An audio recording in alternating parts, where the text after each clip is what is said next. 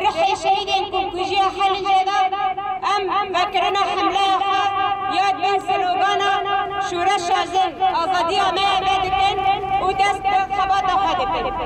براسي پر دبستن حشتي آزاره بلكي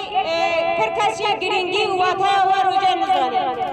زانن بسال 1557 دا لنيويورك لباجارك امريكا و بخاصة جن نرخي خوا دور كبه جن بماف جن او دور داني ام بي جنان پرگه كده کار كتر و رولي و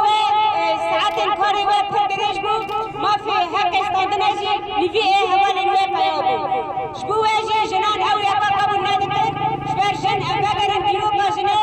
جن خدي نرخ بو خدي رول بو وبريا بو سيستمين دستردار جبين آبا کرن جنه جواب برابا دبر هندر جواب كده عدالت وكهبي هبو شبو واجي دخاستن دور داني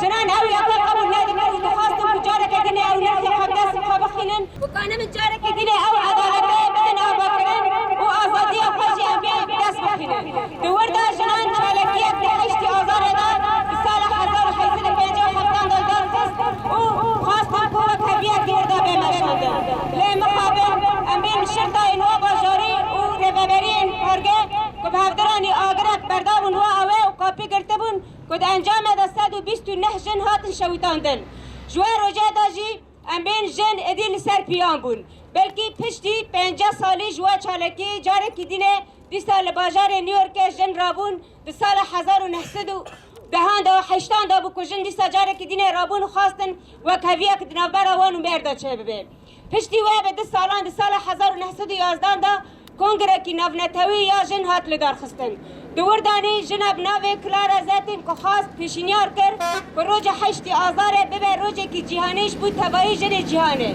شبر که انجام دا 129 جن بون قربانی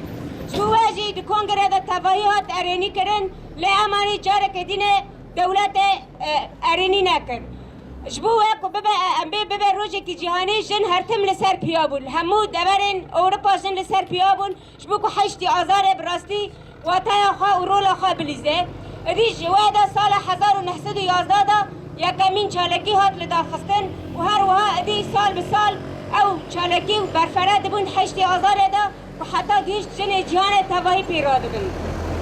جبو واجی ام دبینن ایرو جن کو چقاسی جاره که دینه الهمبری سیستم دستلدار ده و هم دبینن لکهلک ما دولت ترکی کو چقاسی ویا که ده مشاندن